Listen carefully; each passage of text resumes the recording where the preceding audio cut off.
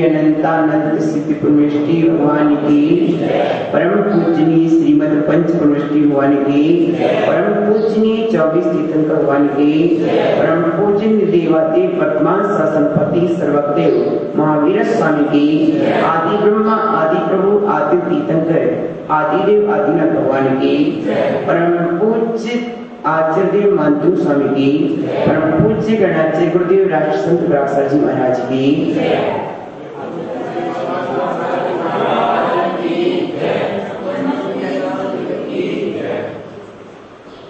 प्रिय आत्मा हुआ लोग कहाँ जा रहा है? दो शब्द सुन ले। प्रिय आत्मा अत्र अत्र दृष्ट दृष्ट प्रिय आत्मा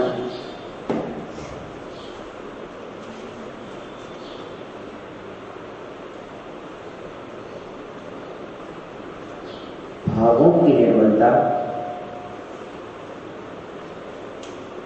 परिणामों का परिणमन,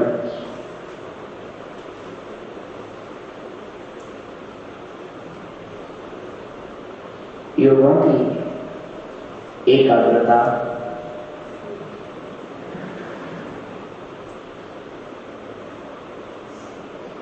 आत्मिक प्रदेशों में आत्मीयता, वीतराग भावों की वृद्धि, संयम के प्रति समर्पण, साधना के प्रति लगाव, आराधना का अवसर, उपासना के प्रति उपस्थिति, पूज्य के प्रति पूजा का भाव, आराध्य के प्रति अर्चना का भाव ले हुए हम सभी श्रद्धालु पूरे अंतर्मन से, पूरी आस्था के साथ, पूरी चैतन्य शक्ति और चैतन्य समर्पण के साथ अंतर आत्मा के प्रदेश प्रदेश से श्रद्धा के बीजों को बटोरते हुए अपने आराध्य की आराधना में तन्मयता से समर्पित हैं। मेरी चेतना का एक एक चैतन्य प्रदेश मेरे चिंतन के देवता चेतना के आराध्य आदिनाथ के प्रति समर्पित है। प्रिय आत्मन, भक्तापर स्तोत्र की यह परम पवित्र ऊर्जा, भक्तांबर स्तोत्र की यह भक्ति ऊर्जा मंदाकिनी बनकर के विद्युत ऊर्जा से भी कहीं अत्यधिक प्रकाशशाली, अत्यधिक प्रभावशाली यह भक्ति ऊर्जा, यह विशुद्धि ऊर्जा हमारे अंतस में आलोक प्रदान कर रही है। विद्युत ऊर्जा का आलोक बाहर को प्रकाशित करता है, किंतु भक्तांबर का यह आलोक, भक्ति का यह आलोक अंतश्चेतना को प्रकाशित और प्रभावान बना रहा है। वर्णन चल रहा है प्रातिहारी का। अद्भुत स्वामी के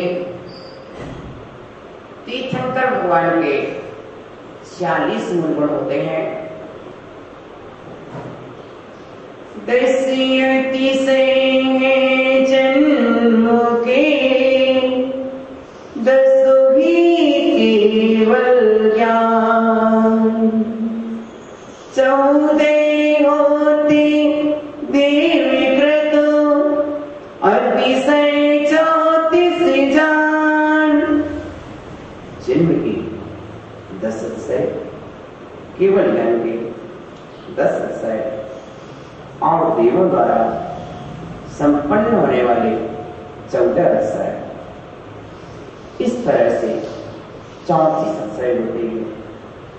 34 अतिशय सहित प्रातिहारी पुनिया, अनंत चतुष्टय गुण सहित 40 पाठ। 34 अतिशय, ये साथ में 8 प्रातिहार्य, 34 8 42। अनंत चतुष्टय, अनंत दर्शन, अनंत ज्ञान, अनंत सुख, अनंत शक्ति को अनंत चतुष्टय कहते हैं। 42 और 46 एक तीर्थंकर भगवान के मूल गुण कहे गए हैं। अष्ट प्रात्याहारों का विवेचन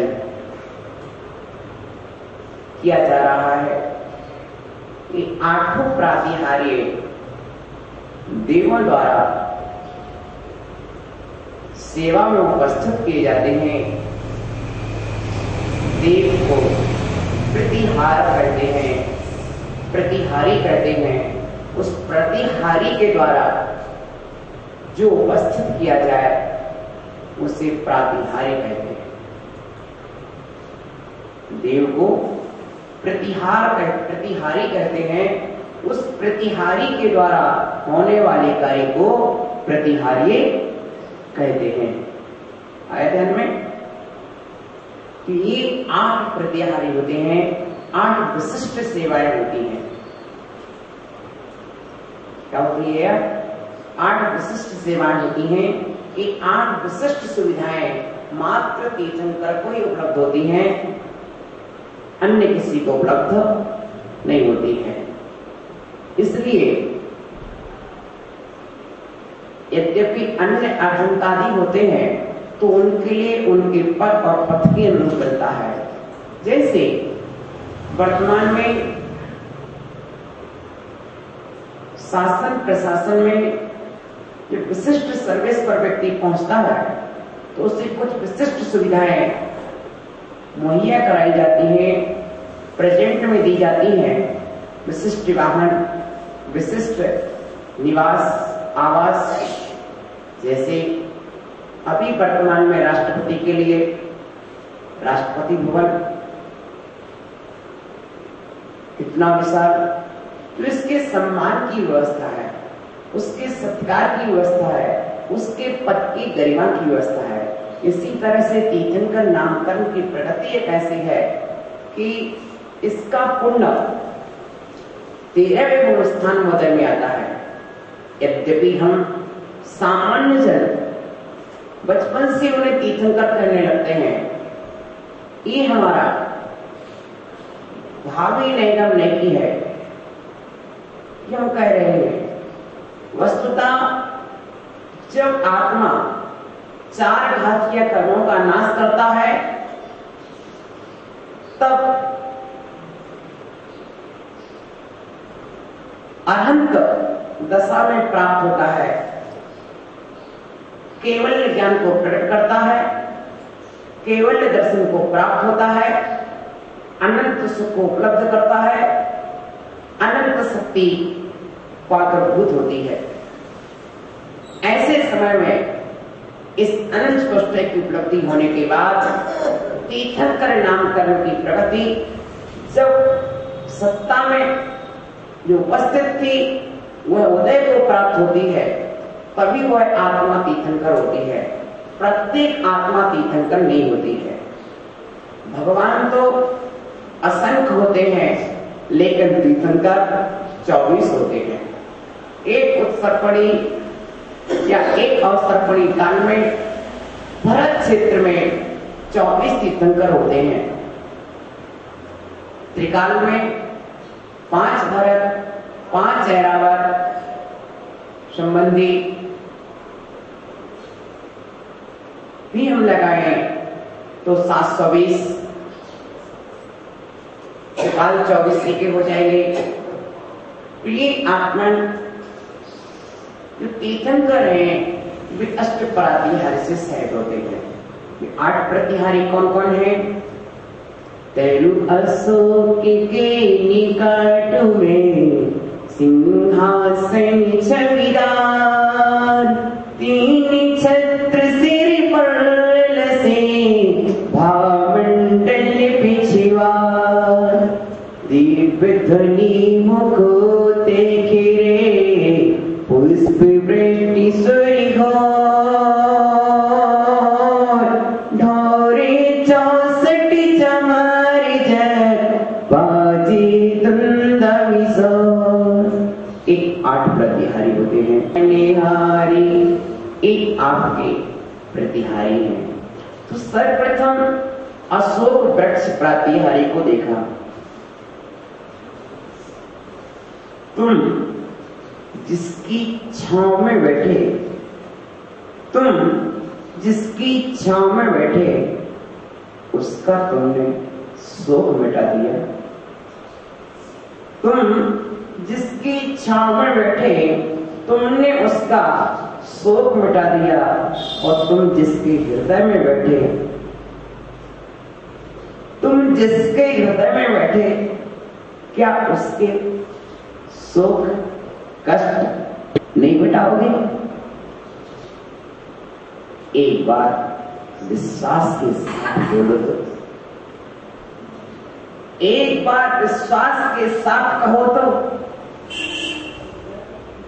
हे प्रभु, तुम जिसकी छांव में जाके बैठे हो, तुमने उस वृक्ष का शोक मिटा दिया, उसको सदा के लिए अशोक बना दिया, और फिर मैंने तो तुम्हें हृदय में बिठाया है, मैंने तो तुम्हें हृदय में बिठाया है। यदि तुम मेरे कष्ट मिटा देते हो तो कौन सी बड़ी बात है, वो मिटा ही देना चाहिए।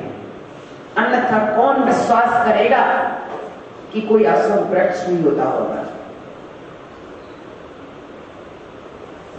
जब मेरे हृदय में बैठ करके तुम मेरे कष्ट नहीं मिटा पाए, तो मैं कैसे विश्वास करूं कि वृक्ष के नीचे बैठ करके तुमने उस वृक्ष के शोक रहित कर दिया होगा। प्रभु,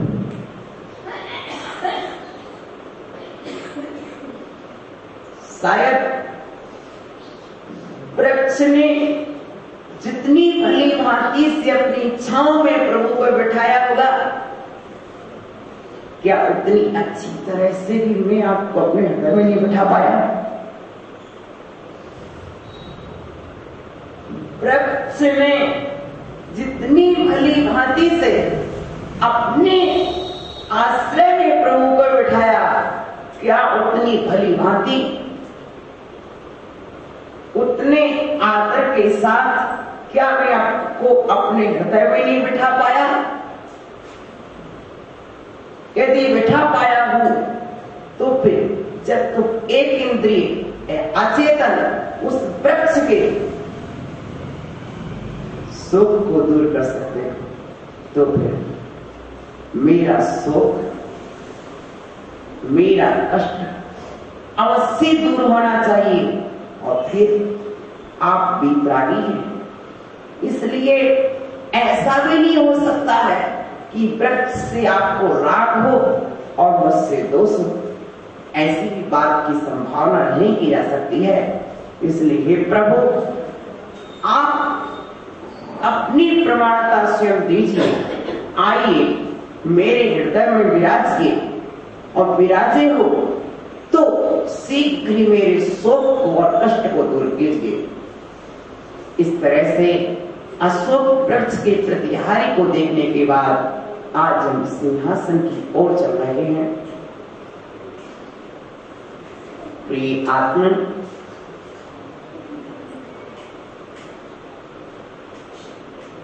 ये सिंहासन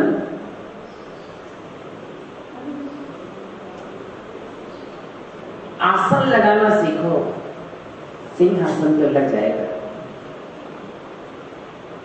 क्या? आसन लगाना सीखो, सिंहासन लग जाएगा। प्रिय आत्मा, इस सिंहासन क्यों कहलाता है?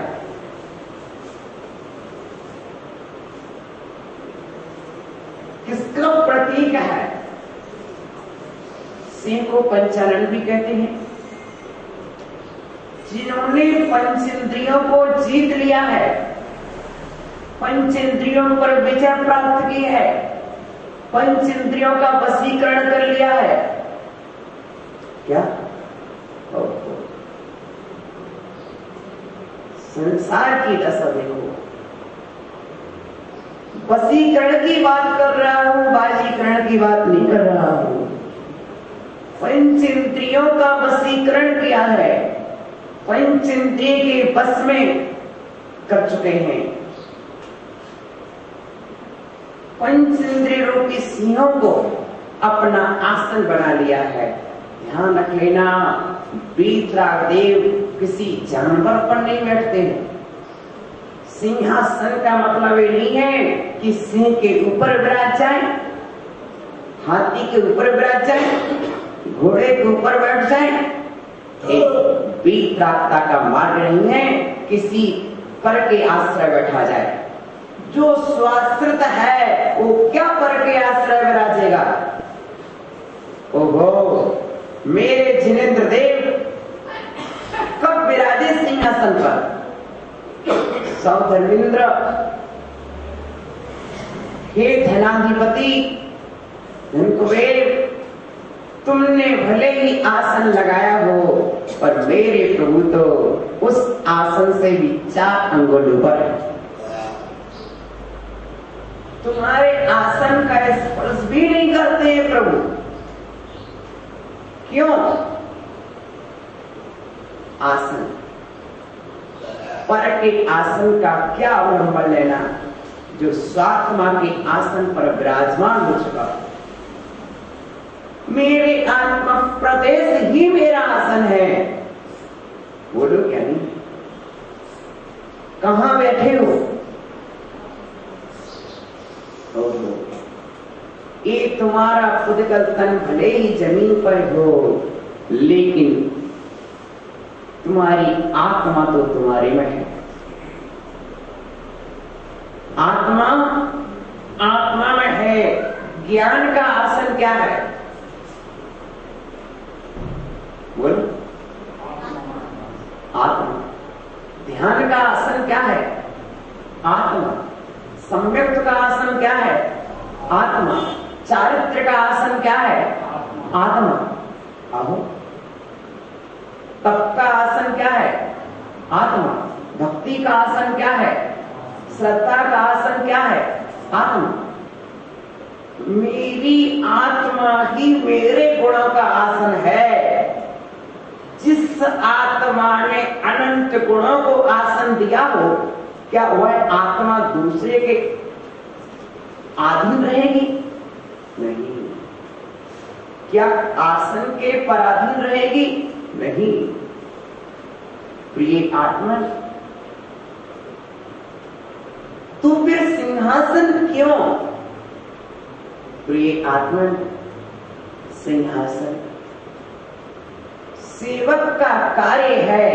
वह उत्तम रीति से सेवा करे, उससे सेवा का सौभाग्य मिलना चाहिए। तीर्थंकर भगवान भले सिंहासन पर नहीं विराजते हैं, किंतु सौधर्मेंद्र का कार्य वह आसन लगाता है। ऐसा नहीं है कि तीर्थंकर सिंहासन से 4 अंगुल दूर रहते हैं तो आसन को दूर कर दो। नहीं, आप उपयोग करें या ना करें, किंतु मुझे मेरे सेवा का सौभाग्य मत छीने। क्या?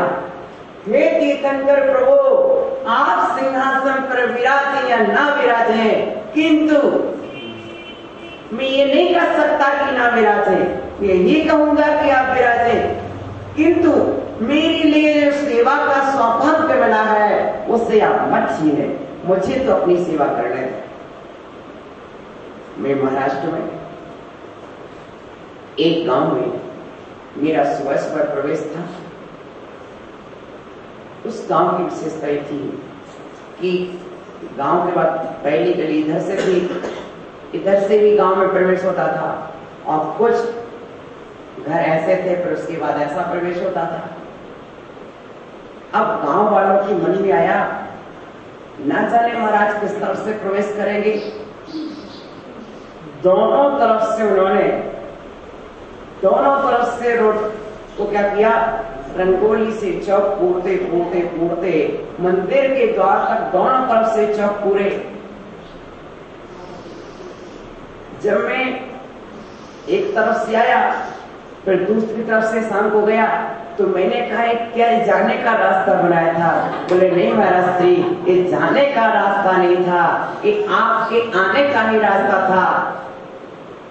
आपका मन, आपकी इच्छा या हमारे ग्राम वासियों का पुण्य, ना जाने आप किसके द्वारे से किसका पुण्य जाग जाए, इसलिए हमने तो रास्ता सब ओर से बना दिया कि आप जहां से आना चाहें आप वहां से मंदिर पधारें। इस सेवा का सौभाग्य है, इसलिए साधु संत कभी मना नहीं करते। तुम श्रावक हो, अपनी बुद्धि से, अपने विवेक से, अपने चातुर्य से सेवा करना हमारा कर्तव्य है।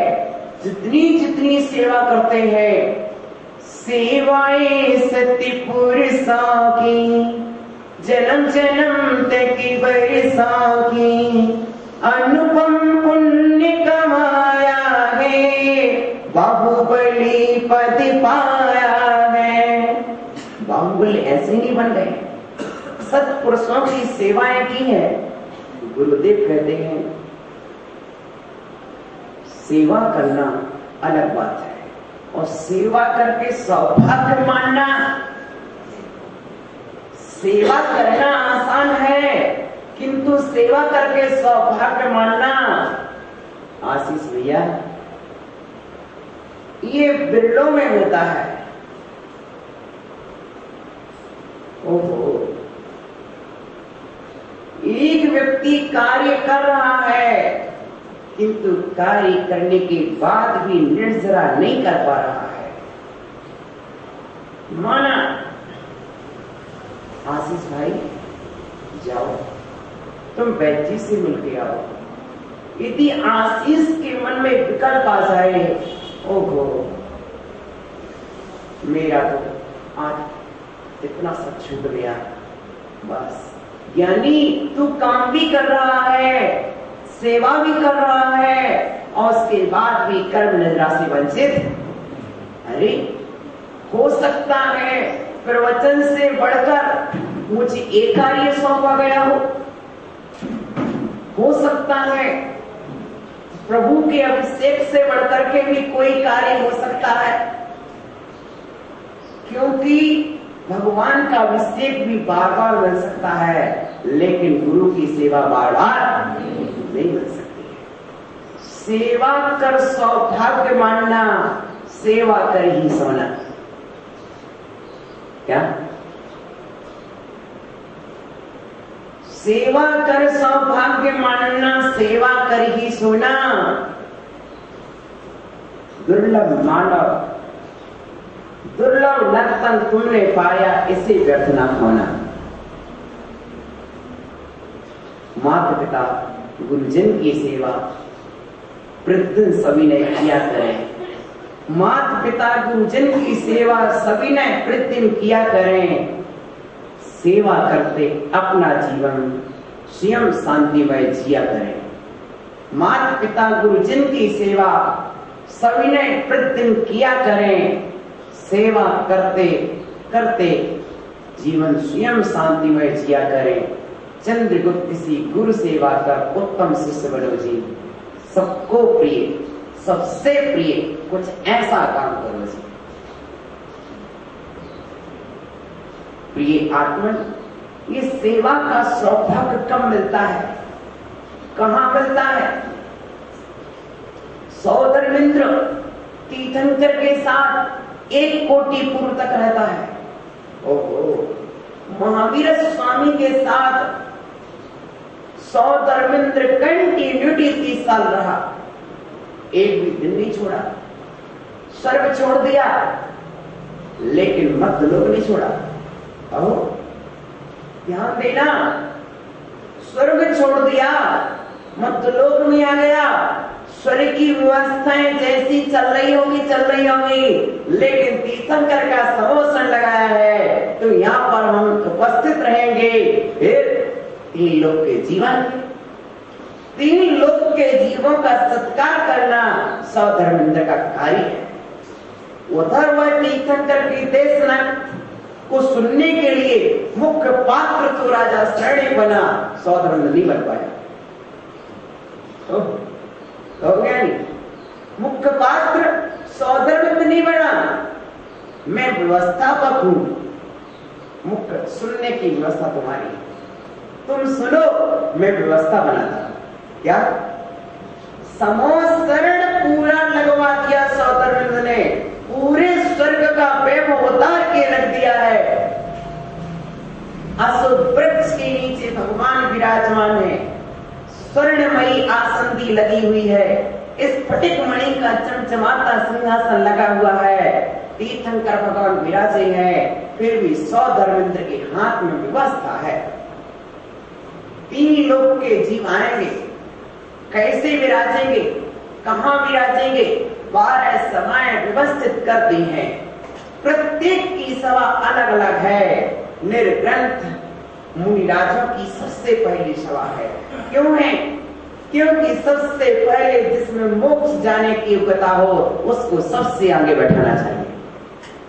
क्या? सबसे पहले जिसमें मोक्ष जाने की योग्यता है वो कौन है? मुनिराज है। इसलिए समोसरण में सबसे पहली सभा किसकी होती है? मुनिराजों की होती है। समझ गए ना? प्रधानो बलिया, जो प्रधान होता है वह पूजनीय होता है। यह तरह से प्रधानता मुनिराजों की है। क्यों? तीर्थंकर भगवान की वाणी का सबसे पहले आचरण करने वाले कौन है? मुनिराज हैं। वे आचरण करेंगे और वे कल्याण करेंगे, इसलिए सबसे पहले उपदेश। अब सुनो, तीर्थंकर भगवान का जो उपदेश होता है सबसे पहला अंग कौन सा है? आचारांग। कौन सा अंग है? आचारांग। तो सबसे पहले कौन से अंग का उपदेश होता है? आचारांग का। किसके लिए? मुनियों के लिए। सबसे पहला उपदेश भी मुनियों के लिए और सबसे पहली सभा भी। जो निकटता शीघ्रता से कल्याण करने वाले हैं उनको पहले कल्याण का द्वार खोल दिया। प्रिय आत्मा, मेरे ग्रंथ दूसरी बार नंबर किसका लग गया? कल्पवासी स्त्रियां। मुनियों के बाद दूसरा कोठा कल्पवासी स्त्रियों का, दूसरा सभा कक्ष कल्पवासी स्त्रियां। क्योंकि वे वहां से चलेंगी, मनुष्य में लोग में आएंगी, पुरुष बनेंगी, मुनि बनेंगी और मोक्ष चलेगा। इसलिए मुनियों के बाद शीघ्र मोक्ष जाने की योग्यता कल्पवासी स्त्रियों में है। फिर इसके बाद निर्ग्रंथ कल्प वनिता व्रतिका, फिर इसके बाद व्रतिका आर्यकाएं उन्हीं कल्पवासी देवियों के कोठे में है। उसी में निर्ग्रंथ कल्प वनिता व्रतिका भवोम, फिर भुवनवासी, फिर बेलतरवासी देवियां इस तरह रहती हैं। यानी जिनमें जैसे जैसे मोक्ष जाने की निकटता है वे निकट निकट बैठते हैं, जिनमें थोड़ी दूर दूरता है वे दूर दूर बैठते हैं। प्रिय आत्मा, इसलिए मैंने कहा था साधु के निकट बैठना, साधु के निकट में आना मोक्ष, निकट मोक्ष जाने की सूचना देता है। साधु के निकट में आना, सन्निकट में आना क्या है? बहुत जल्दी मोक्ष जाने की सूचना देता है। क्योंकि तीर्थंकर के निकट सबसे पहले मुनिराज बैठे हैं, फिर कल्पवासी देवियां बैठी हैं, फिर आर्यकाएं बैठी हैं। जिनका जिस क्रम से मोक्ष होना है उसी क्रम से तो व्यक्ति बैठेगा। प्रिय आत्मा, देखो निर्ग्रंथ सिंहासन लगा हुआ है। 12 समय आपको ज्ञात है। निर्ग्रंथ मुनियों की सभा, निर्ग्रंथ कल्पवासी देवियों की सभा, निर्ग्रंथ फिर भुवनवासी वेंतरवासी देवियों की सभा, फिर ज्योतिषवासी, निर्ग्रंथ कल्प वनिता व्रतिका भा होम।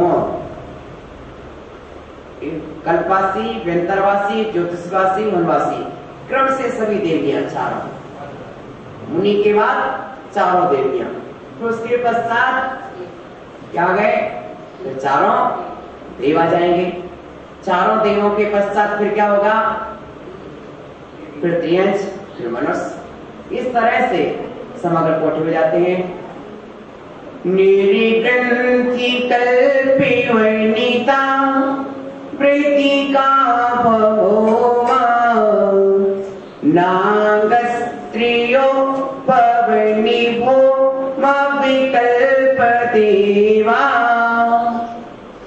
कोष्ठस्त्रिता नृपशिवो पीनमन्ति यस्ते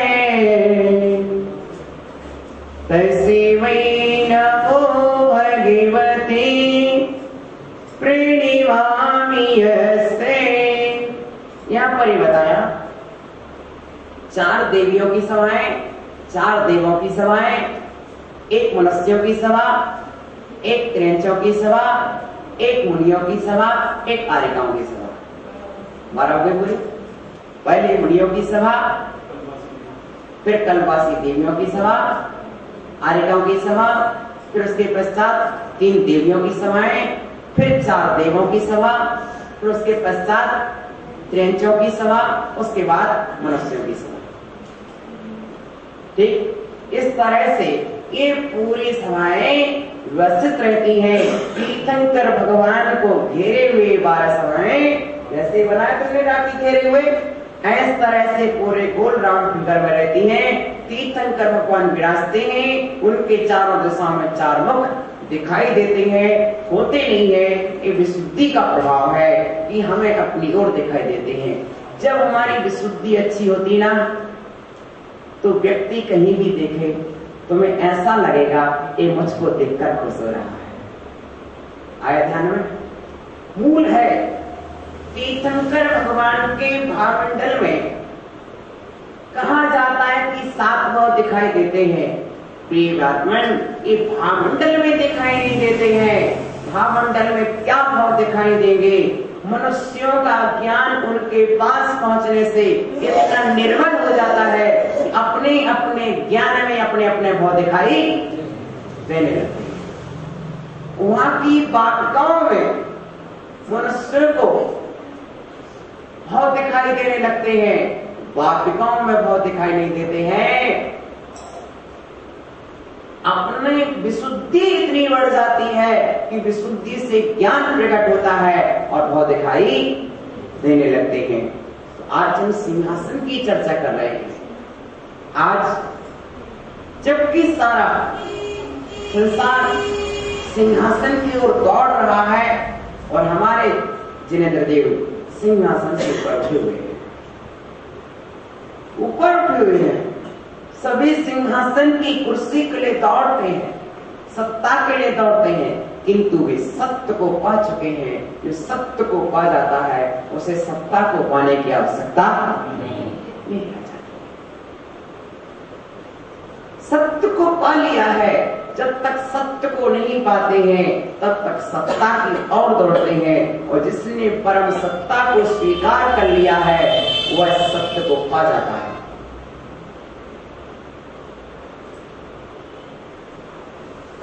जिनेंद्र देव ने उन्हीं अवस्था में क्या किया? जो साधना की है, अपने आत्मा के आसन पर विराजा है, कभी इंद्रियाधीन नहीं हुआ है, इंद्रियों के आसन पर नहीं बैठा है, इंद्रियों के वशीभूत नहीं हुआ है। उसी का सिंहासन पर बैठना शोभित होता है। यदि हम इंद्रियों के अधीन हो जाएं, स्पर्श इंद्रिय के अधीन, रसना इंद्रिय के अधीन, घ्राण इंद्रिय के अधीन, चक्षु इंद्रिय के अधीन, कर्ण इंद्रिय के अधीन, अहो ज्ञानी आधीन है, आसीन होने के लायक नहीं है। जो आधीन है वह आसन पर आसीन होने के लायक नहीं है। आसन पर आसीन तो तभी हुआ जाता है। और आसन आपके लिए नहीं है, ये विचार कीजिए। आप आसन के लिए है कि आसन आपके लिए है?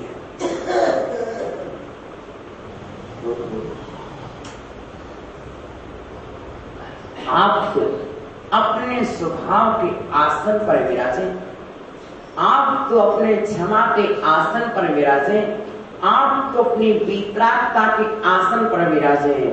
ये बाहर के भूतगल के आसन क्षणिक है। इन आसनों पर विराजने से तुम्हारी आत्मा का सौंदर्य नहीं बढ़ जाएगा। आत्मा का जो स्वभाव है सिंहासन पर विराजमान है। ओहो, इतनी भी ऊंचे बैठ जा। यदि तुम अपने स्वभाव में नहीं है, तेरी दृष्टि निम्न है, नीचे है, तो फिर ऊंचे बैठने से क्या होगा? चील आकाश में उड़ता है और दृष्टि नीचे गंदगी पर होती है। कहो चील, तेरा आकाश में उड़ना क्या शोभा देता है?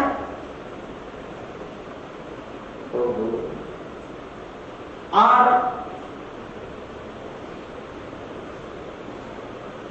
एक जीव वह है जो नीचे है किंतु आकाश की निर्मलता की ओर निहार रहा है। एक जीव वह है जो जमीन पर बैठा है लेकिन आकाश की निर्मलता की ओर निहार रहा है।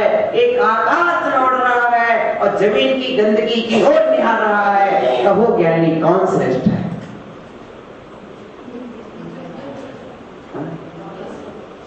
कहो ज्ञानी, अब बताओ। ना नीचे बैठने से कोई महान होता है, ना ऊंचे बैठने से कोई महान होता है। जिसके भाव महान होते हैं वह महान होता है, जिसके भाव जघन्य होते हैं वह जघन्य ही होता है। बसु छोटी सी नर की पहुंचा, स्वर्ग में नारद गया। ओहो, नारद कभी सिंहासन पर नहीं बैठा किंतु स्वर्ग में आसन पर बैठ गया, और राजा वसु हमेशा सिंहासन पर बैठा और जाके नरक में बैठ गया। कहो ज्ञानी, आसन पर बैठने के पहले ध्यान देना, ये आसन सत्य का आसन है। ये आसन आचरण का आसन है। ये आसन ये आसन अरहंत का आसन है, आचार्य का आसन है, ये विभव का आसन नहीं है। इस बात का ध्यान देना कि जब शास्त्र की गद्दी पर बैठते हैं लोग आश्चर्य करते हैं कि महाराज जब आप कमरे में बैठते हो तो लगता ही नहीं कि आप लोग जानते होंगे, और जब मैं आपको प्रवचन सभा में सुनता हूँ, प्रवचन सभा में देखता हूँ, तो आप ऐसा बोलते हैं कि विस्मय हो जाता है। मैं कहता हूँ जब प्रवचन सभा में बैठता हूँ तो शास्त्र की गद्दी पर बैठता हूँ तो अपने आप ऐसी विशुद्धि आती है, ऐसी निर्मलता आती है, ऐसी पवित्रता आती है, और वह पवित्रता मुझे अपने आप भीतर से प्रेरणा देती है। जैसे कि अम्न की मछली पाकर के कोयल फूंकने लगती है, उसी तरह आपकी सभा में बैठ करके मैं अपने आप फूंकने लगता हूँ। प्रिय आत्मन, आश्चर्य होता है, कभी कभी बहुत विस्मय हो जाता है, ये बात कहाँ से आ गई, ये चिंतन कहाँ से आ गया। प्रिय आत्मन, शास्त्र की गद्दी का महत्व बनाए रखना सबसे बड़ी चीज है। पूरी विनय, पूरी भक्ति, पूरी श्रद्धा। मेरा श्री आप सौरभ बोला महाराज आप अकेले आ गए, हम तो श्रीफल चढ़ाने आ रहे थे। मैंने कहा क्या नहीं, वो शास्त्र की गद्दी है, वहां पर लेट पहुंचना अच्छा नहीं है, अन्य जगह लेट चल जाएगा। बताओ तो प्रिय आत्मन, आज के लिए कौन श्रीफल चढ़ाने आता? कोई नहीं आता ना, तो अपने टाइम से निकल जाते ना, तो फिर शास्त्र के लिए नहीं चला। प्रिय आत्मन, ध्यान दो, ये शास्त्र सभा सिंहासन जो है अरहंत का आसन है, वीतराग का आसन है। जब वीतराग के आसन पर विराजो तो वीतराग धर्म की ही चर्चा होना चाहिए। वीतराग के आसन पर विराज करके राग धर्म की चर्चा, अपरिग्रह के आसन पर विराज करके परिग्रह की चर्चा। ऐसा आसन है, उस आसन की गरिमा, उस आसन की मर्यादा बनाना। जो सिंहासन इस स्फटिक का सिंहासन है, उस सिंहासन से 4 अंगुलों पर हमारे जिनेंद्र वीतराग स्वामी विराजे हैं। और आदिनाथ स्वामी के शरीर का रंग कैसा था ज्ञानी? कैसा था? तपाए हुए स्वर्ण के समान। अच्छा ये तो बता दो, तीर्थंकर 24 है ना, किस भगवान का कैसा रंग है?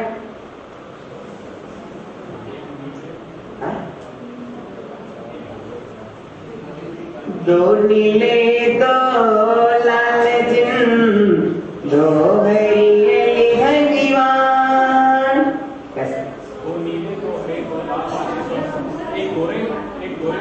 दो गोरे दो सांवले दो हरियली लाल। बोलो।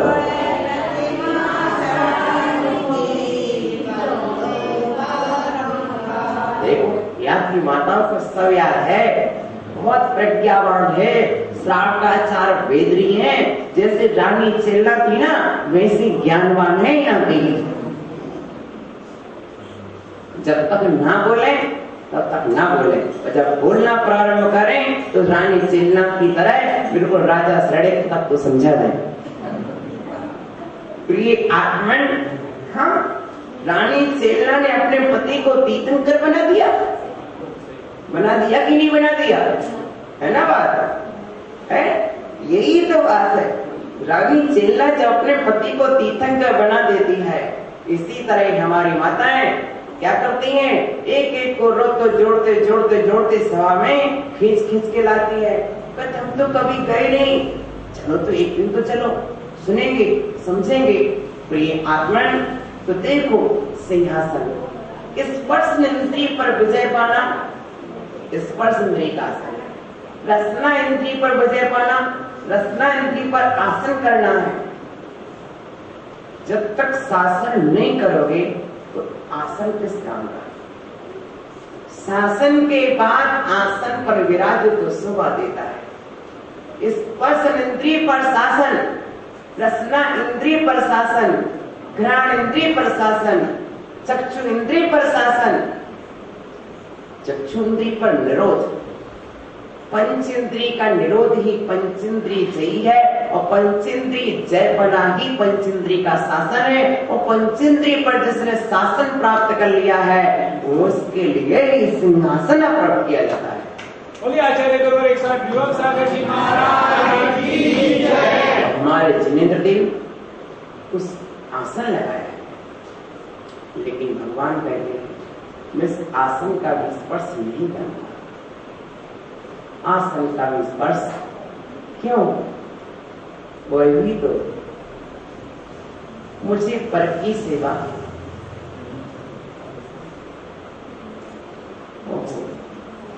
सेवाओं से परे तुम्हारा कर्तव्य तुम करो।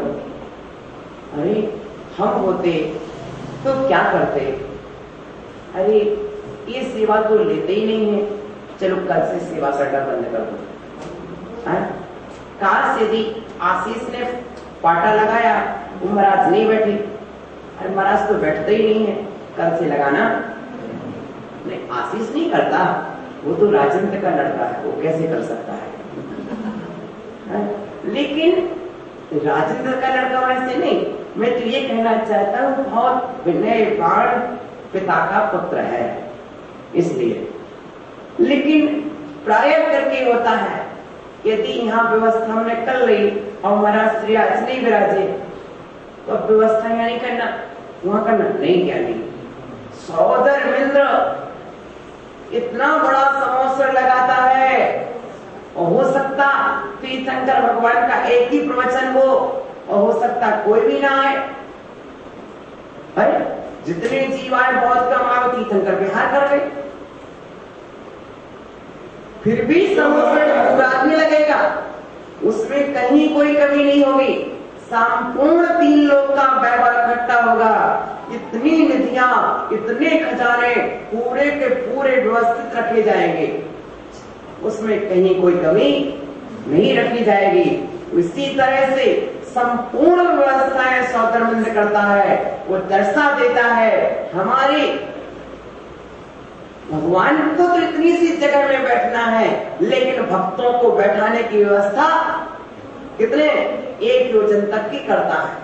आने वालों के लिए, जाने वालों के लिए किसी तरह से सीढ़ियां चढ़ने में कष्ट ना हो, सीढ़ियां उतरने में कष्ट ना हो। एक अंतर मुहूर्त में 2000 सीढ़ी, सब 2000 नहीं 20,000 पूरी लिफ्ट की तरह सारी व्यवस्था बनी रहती है। तो ऐसी सुव्यवस्थित व्यवस्था करता है सौधर्मेंद्र।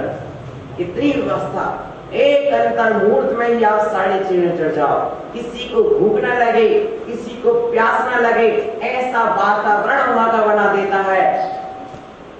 समोक्षण में किसी को भूख प्यास नहीं लगती है, किसी तरह की बाधा भी नहीं होती है, निर्बाध रूप से आप बैठे रह सकते हैं जब तक समोषण की परिधि में है। ये समोषण की विशेषता है। समोषण जहां पर बैठकर के जीव सम्यक अवसर की प्रतीक्षा करते हैं उसे समोषण कहते हैं। तीर्थंकर की सभा को समोषण कहते हैं। आज हम सिंहासन के विषय में देख रहे हैं। प्रिय आत्मन, सिंहासन पर बैठने के बाद भी वह आनंद नहीं आता है जो सिंहासन के समीप गुरु चरणों में बैठने पर आनंद आता है। वह आनंद अलौकिक होता है। मैंने अनुभव किया, पहले जो आनंद गुरु के पास बैठने पर भी संगलीर में थे या कहीं भी, तो ऐसा पूर्व आनंद आता है।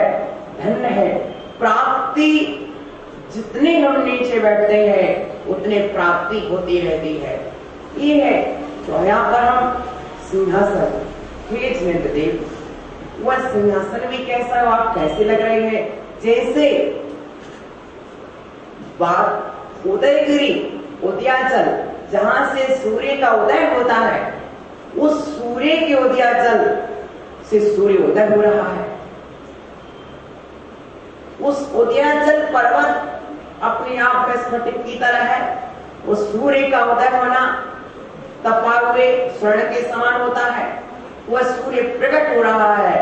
उसी तरह आप स्फटिक मणि के सिंहासन पर हो और उस पर आपका तपा हुए स्वर्ण के समान आपका तन है। ऐसे लग रहा है मानो प्राची दिशा में उगता हुए सूर्य ही उगता हुआ चला आ रहा हो। ऐसे आप सिंहासन पर शोभायमान हो रहे हैं। सिंहासने मणिमय शिखा विचित्रे,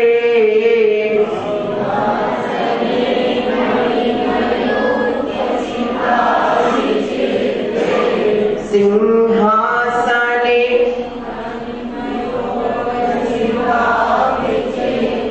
दूसरा अर्थ देखना, सिंह आसन, सिंह का आसन, जो स्वयं सिंह है उनका आसन। तो तात्पर्य लोगों ने गलत कर लिया कि शेर पर जाके बैठ गए। शेर पर जाकर नहीं बैठना या शेर नहीं बना लेना, ऐसा नहीं है, ध्यान देना। सिंहासन का तपेड़ी सिंह जो अपने आप में सिंह के समान पराक्रमी है, सिंह के समान वीरता को धारण करने वाले हैं। आगे ध्यान में, ऐसे पंचेंद्रिय के विजेता रूप जो पंचानन है, ऐसे पंचेंद्रिय विजेता का आसन सिंहासन कहलाया, ना कि शेर पर बैठ जाना। आपने देखा होगा कई देवी देवताओं को कि वे शेर पर ही बैठ गए, तो वो सिंहासन नहीं है। सिंहासन बोलो, सिंहासन, घा भी नहीं बोलना, घा नहीं बोलना, घा नहीं बोलना, हा।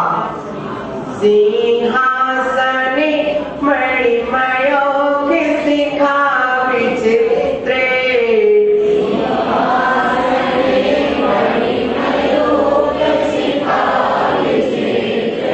सिंहासने मणिमय शिखा विचित्रे,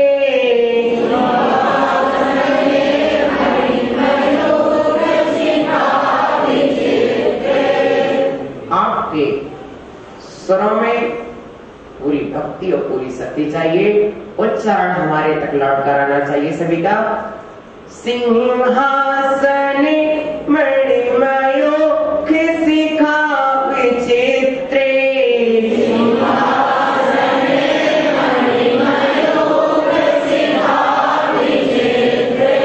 विभ्राजते तव वपो कनिकावदातम्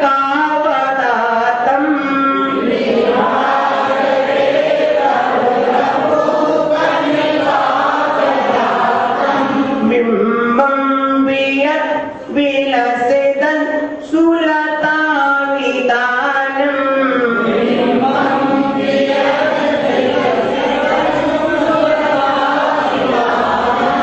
तुङ्गोदयाद्रि शिरसि विसहस्ररश्मे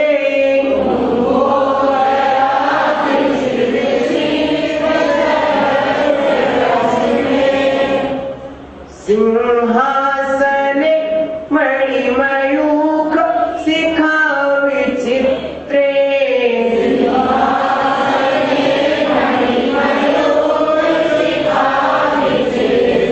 विभ्राजते तव वपो कनिकावदातम्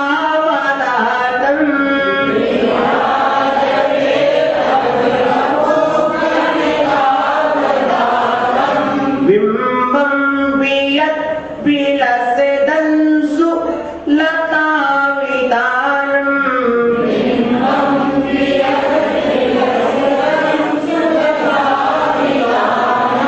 बिम्बं वियत् विलसितं सुलतावितानम्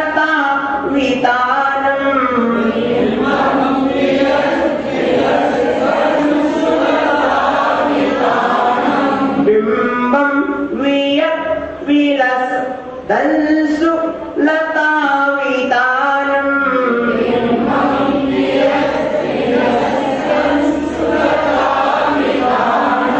तुङ्गोदयाद्रि शिरसि वसहस्ररश्मे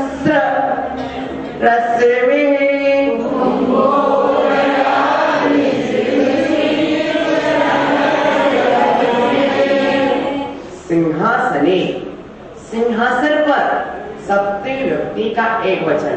अधिकरण क्या है, आधार क्या है? सिंहासन। जैसे टेबल पर किताब है, सिंहासन पर आप विराजे। मणि की किरण, मणि मयूख, मयूख मणि किरण, मणि की किरणों से शिखा माने अग्रभाग, ऊपर का भाग, विचित्री नाना प्रकार की मणियों में विभ्राजते शोभित होता है।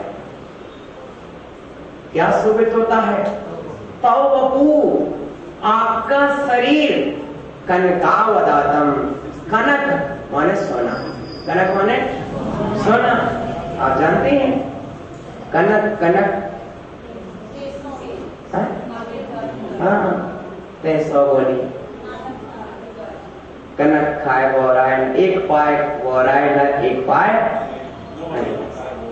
कनक कनक ते सागुनी मादकिता अधिकार, एक खाए बोरायण, एक पाय अधिकार।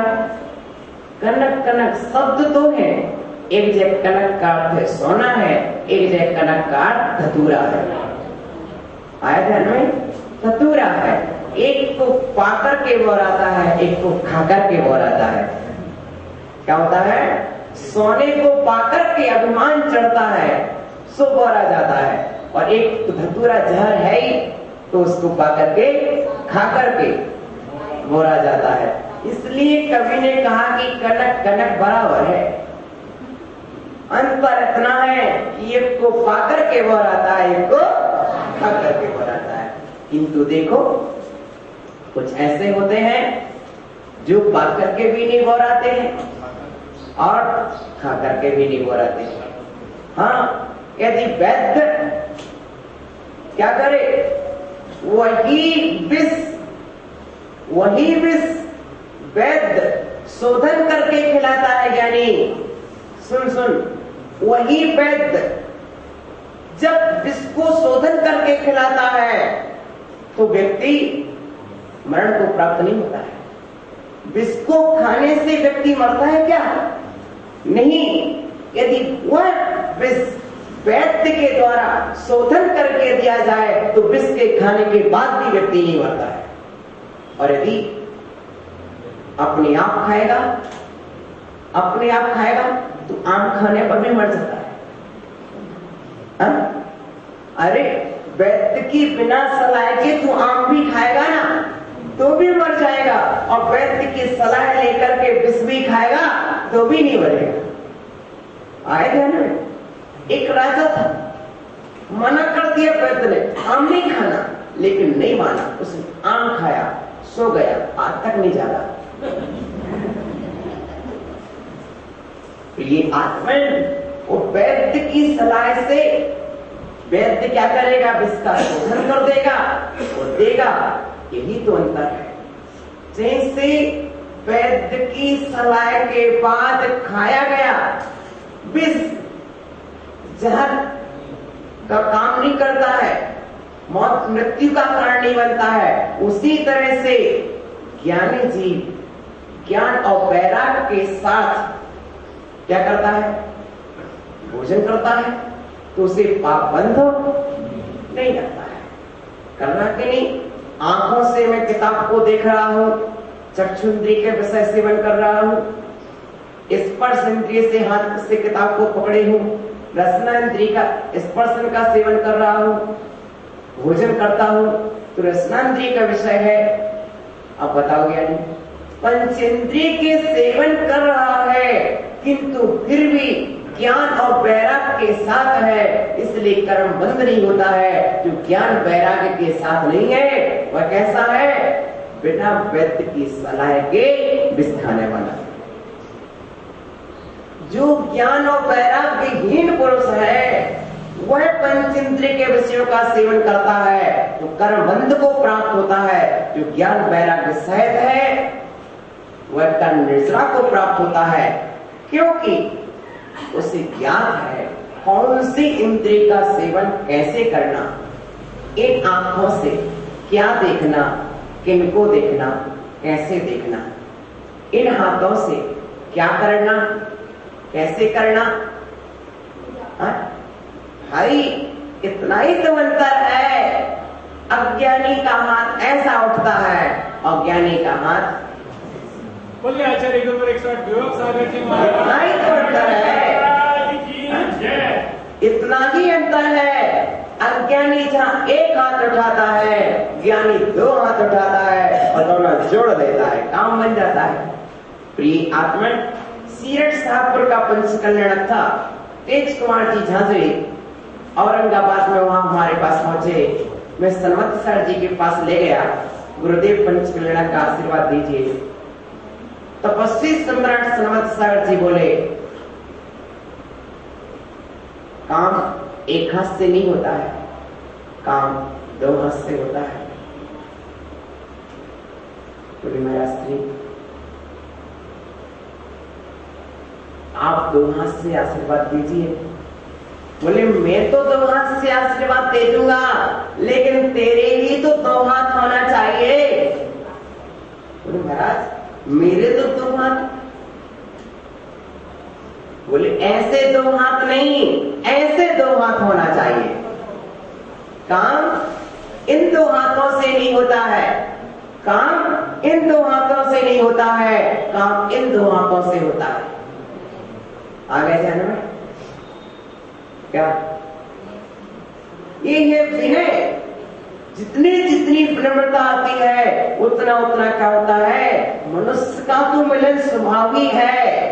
अरे जब बर्फ पिघल जाता है, जब घी पिघल जाता है, तुमने सुनी है कविता? सुनी? ओ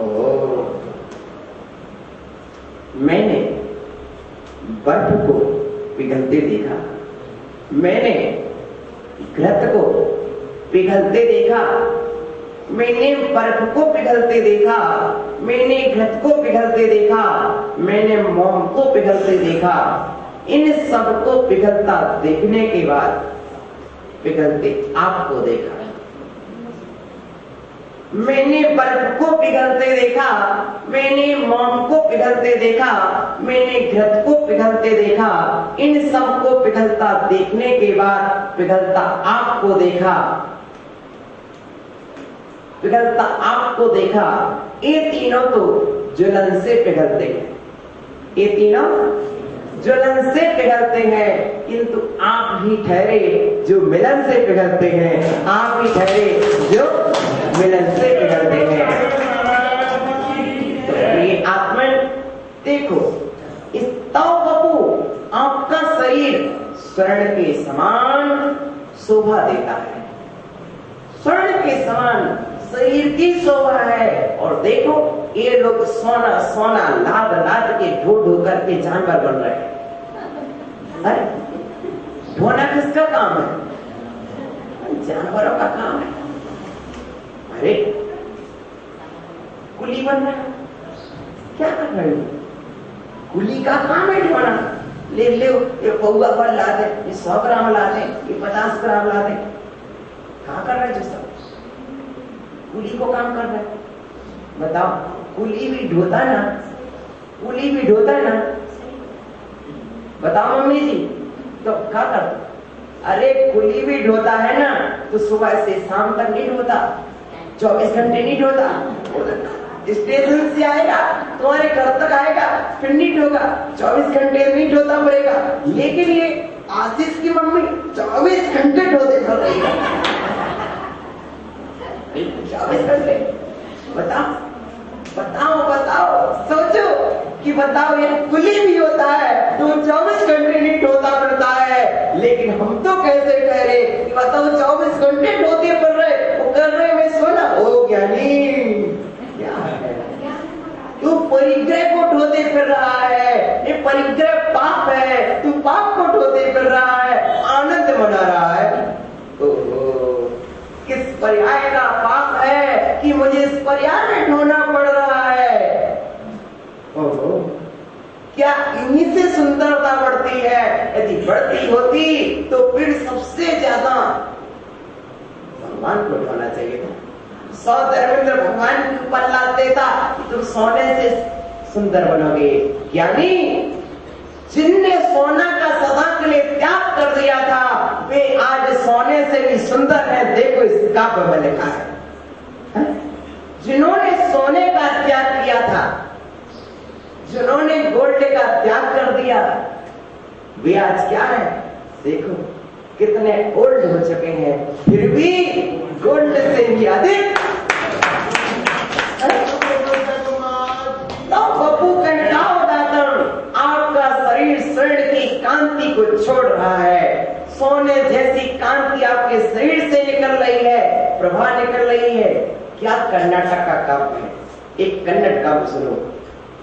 यारी ज्ञान शक्ति कोटि सूर्यनु मीरिदे मत्तु यार दिव्य ध्वनि लोकितो मानिदे मोरु लोकिदल्लियार मोरु लोकिदल्लियार कीर्ति ವ್ಯಾಪ್ತಿವಾಗಿದೆ ಅಂತು ದೇವರಲ್ಲಿ ನನ್ನ ತಲೆಯುವಾಗಿದೆ अंत देवರಲ್ಲಿ ನನ್ನ ತಲೆಯುವಾಗಿದೆ। देखिए, यार ज्ञान शक्ति कोटि सूर्यनु मीरिदे, जिनका ज्ञान शक्ति कोटि, जिनकी ज्ञान शक्ति कोटि कोटि सूर्य से अत्यधिक है।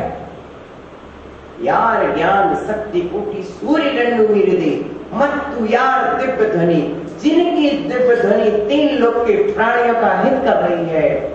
मोरु लोक दल्लियार, तीनों लोकों में जिनकी क्या है? कीर्ति कांति फैली हुई है, तीनों लोकों में कीर्ति फैली हुई है। ऐसे अनंत देव के श्री चरणों में अपना माथा धरते हैं। प्रिय आत्मा, ये है परिग्रह।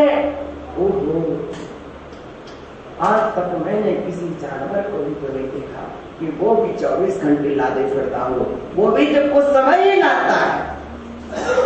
यानी जीवो, अपना धन्य मत मानना कि मैं 24 घंटे चैन पहने हूँ। कहाँ है चैन वालों को चैन?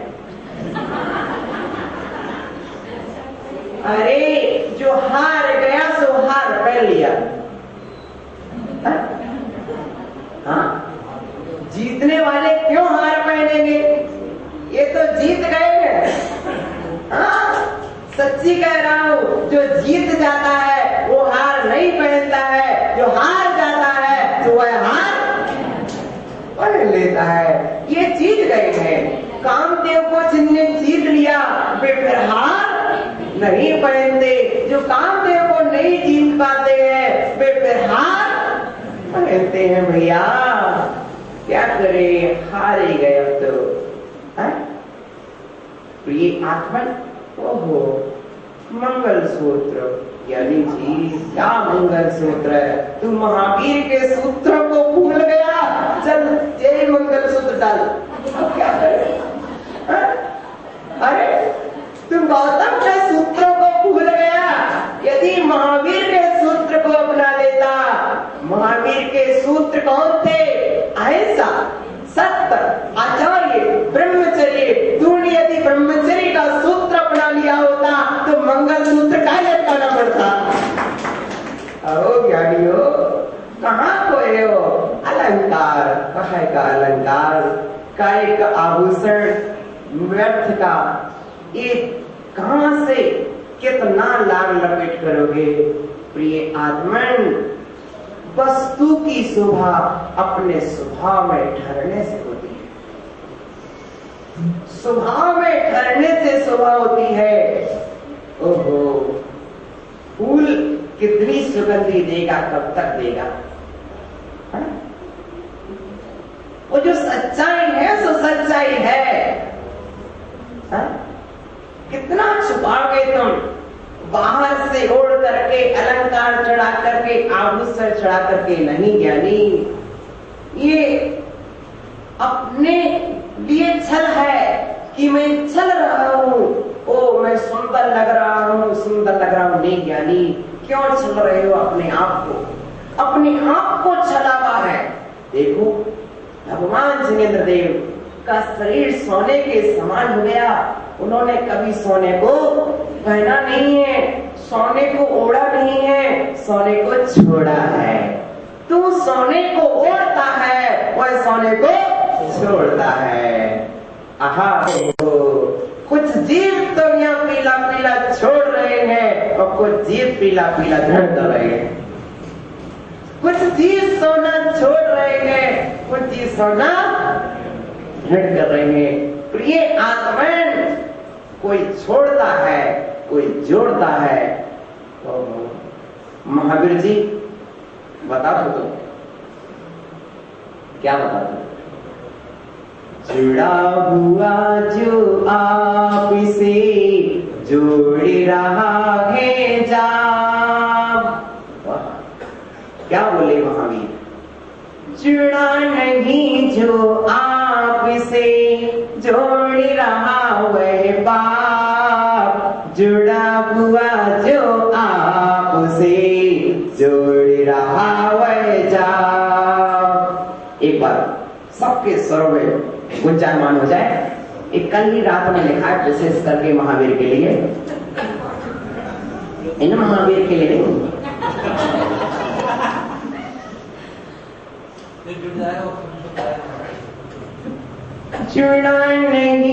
जुड़ा नहीं जो आप से, जुड़ा नहीं जो आप से जोड़ रहा वह पाप, जोड़ रहा वह पाप। जुड़ा हुआ जो आप से, जुड़ा हुआ जो आप से जोड़ रहा वह जाप,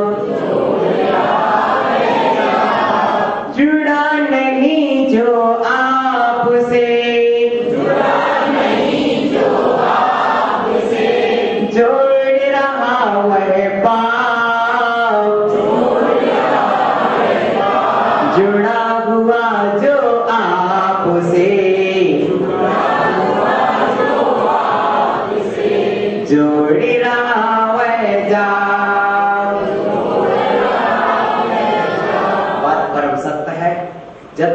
देवशास्त्र गुरु से नहीं जुड़ते हैं तो पाप ही पाप को जोड़ते हैं, और जब देवशास्त्र गुरु से जुड़ जाते हैं तो क्या करते हैं, प्रभु का जाप जोड़ना शुरू कर देते हैं। क्या जोड़ना? जिसे छोड़ना है उसे क्या ओढ़ना। प्रिय आत्मन, ये सोना ओढ़ने की चीज नहीं है, चांदी ओढ़ने की चीज नहीं है। ये तो सब पुद्गल मिट्टी, मिट्टी पर मिट्टी लाद ली। मैंने सोना पहन लिया, क्या पहन लिया? पहाड़ के नीचे निकली मिट्टी और तूने पहन ली। हाँ, क्या पहन लिया? आखिर है तो माटी ही। यह तन माटी, यह धन माटी, सब माटी। बोलो क्या नहीं, तब तक लादे रहेगा। अच्छा एक बात तो बता दे, जो नो श्वास है तब तक लादे रहेगा, फिर तो लाद के ले नहीं जाएगा ना। कहाँ ले जाएगा? बस श्वास निकलेगी तत्काल लदा हुआ पहले निकाल लेंगे, बाद को तुझे निकालेंगे।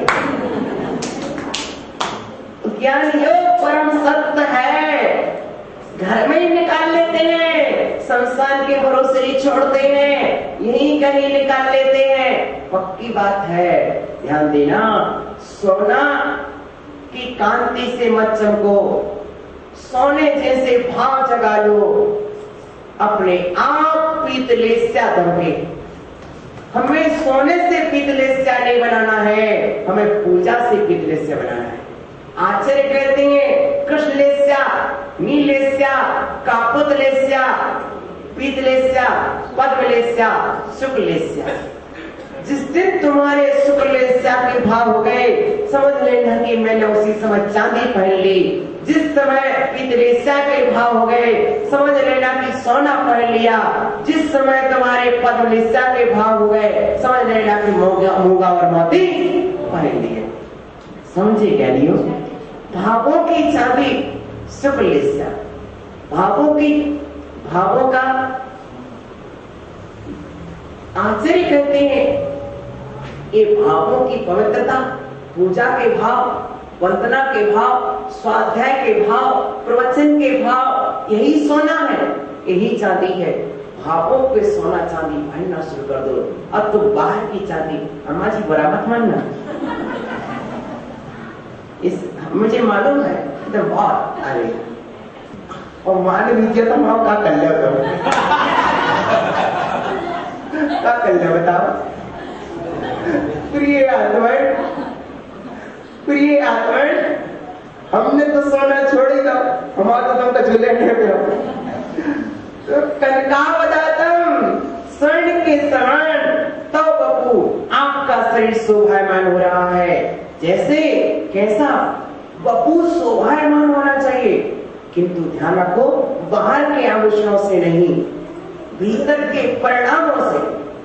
क्या ध्यान देना, चेहरे पर कितना भी अच्छा पोत लेना, लेकिन भीतर के भाव अच्छे नहीं होंगे तो चेहरा कभी भी सुंदर नहीं हो सकता। और चेहरा कितना भी काला कलूटा क्यों ना हो, तो भीतर के भाव अच्छे होंगे ना तो चेहरा अपने आप बोलता है, चेहरा बोलता है, चेहरा बोलता है। बिंबम पियत तो आपका शरीर स्वर्ण के समान। काला हूँ, मैं गोरा हूँ, वह मिथ्या दृष्टि है।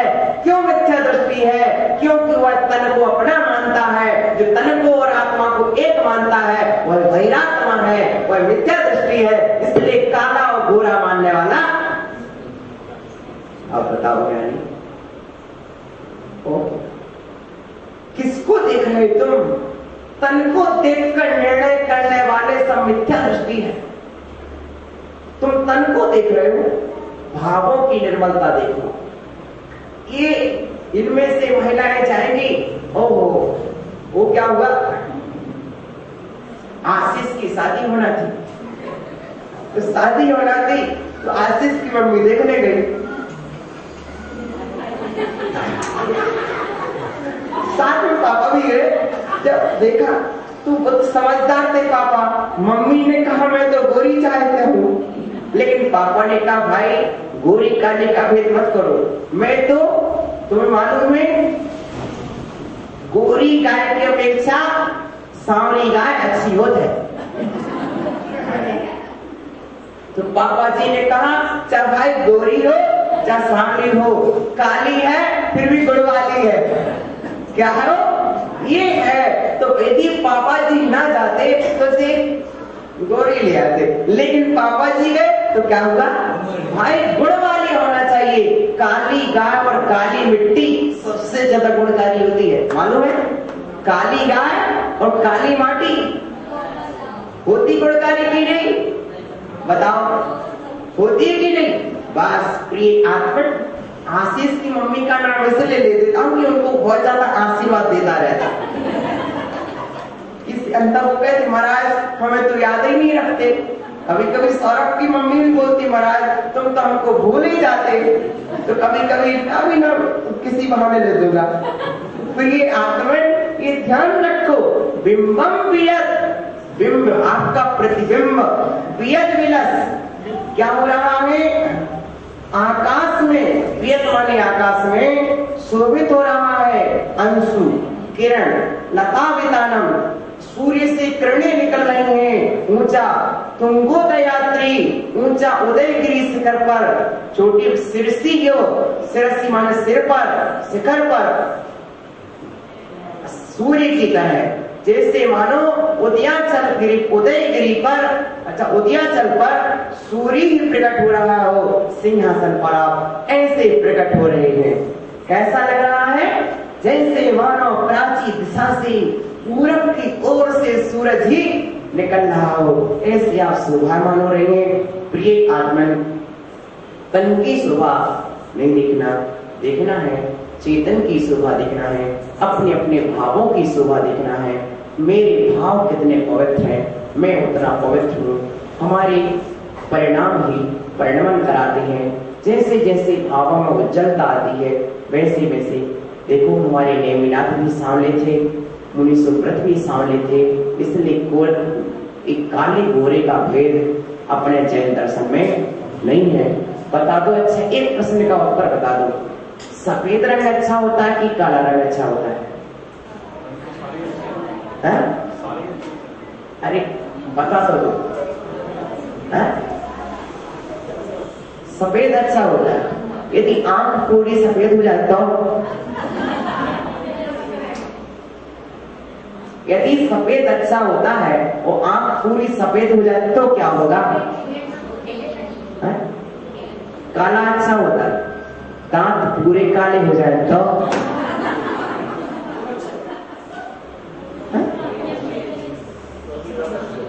प्रिय आत्मन समझ गए? ये जो 20 प्रगतियां हैं ये शुभ भी होती हैं अशुभ भी होती हैं। जिस स्थान पर जो होना चाहिए उस स्थान पर वह शुभ होती है, जिस स्थान पर जो नहीं होना चाहिए यदि उस स्थान पर है तो अशुभ होती है। समझ गए? यही वस्तु तत्व का विचार है। ज्ञानी पुरुष समझे ना कोई रंग शुभ होता है ना अशुभ होता है, शुभ के स्थान पर शुभ होता है, अशुभ के स्थान पर अशुभ होता है। इस तरह वस्तु व्यवस्था को समझो, वस्तु शुद्धता को समझे। प्रिय आत्मन बिल्कुल ध्यान रख लेना, मात्र ये जो कथन होता है आपके उपकार के लिए होता है, उपहास के लिए नहीं होता। ओम नमः शिवाय।